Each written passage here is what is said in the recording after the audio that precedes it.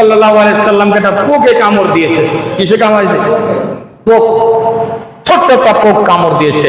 রাসূল কারীম সাল্লাল্লাহু আলাইহি, বুখারীর রওয়ায়াত, আল্লাহ রাসূল সাল্লাল্লাহু আলাইহি ওয়াসাল্লাম বলছেন, আয়েশা একটু লবণ নাও। কি নাও?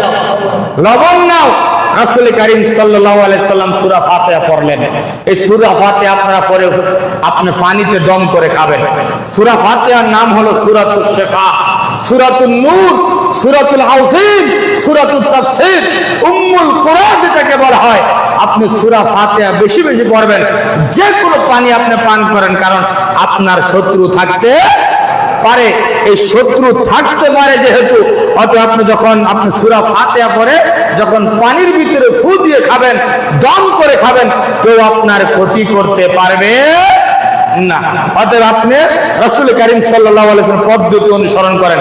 আল্লাহর নবীকে একটা বিচ্ছু কামড় দিয়েছে।